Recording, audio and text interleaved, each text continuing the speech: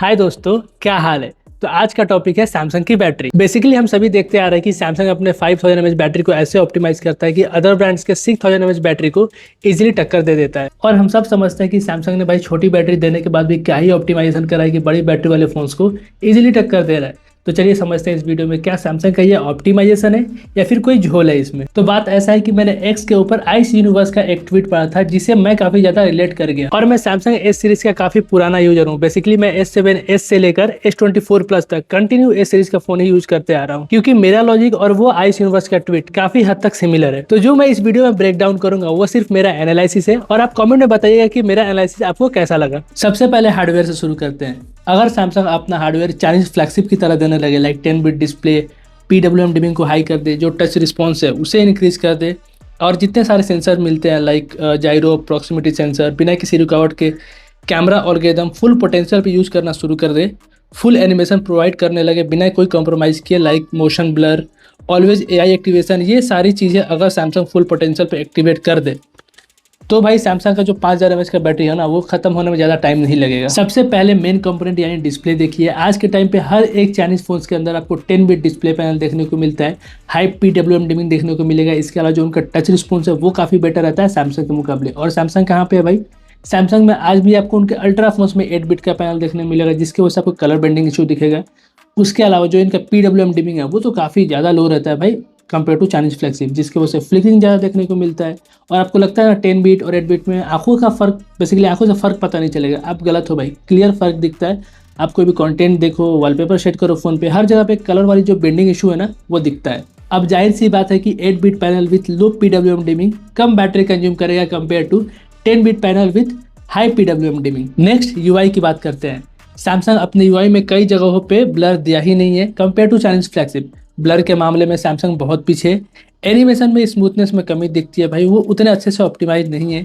Visual में भी one UI सारी UI से पीछे ही है। जैसे आइकन का शार्पनेस आप वन प्लस, ओप्पो, वीवो से कंपेयर करोगे तो सबसे कम शार्पनेस और डिटेल सैमसंग में मिलेगा। डोंट गेट मी रॉन्ग, मैं वन UI को बुरा नहीं बोल रहा, मैं बेसिकली उनके आइकन्स है, जो सेटिंग के विजुअल्स वगैरह हैं, उनमें जो डिटेलिंग है, शार्पनेस है, वो कम दिखती है। मैं उस चीज़ को बोल रहा हूँ कि वो चीज़ें इंप्रूव होनी चाहिए और मैं दिल से चाहता हूँ भाई कि वन UI इंप्रूव हो। वो पर्सनली मेरा फेवरेट UI है। थर्ड पॉइंट है वीकर कैमरा प्रोसेसिंग। जब आपका कैमरा प्रोसेसिंग वीक रहेगा तो जाहिर सी बात है कि जो कंप्यूटिंग लोड है GPU के ऊपर वो कम जाएगा, तो ऑटोमेटिकली आपका जो बैटरी है वो सेव हो जाएगा।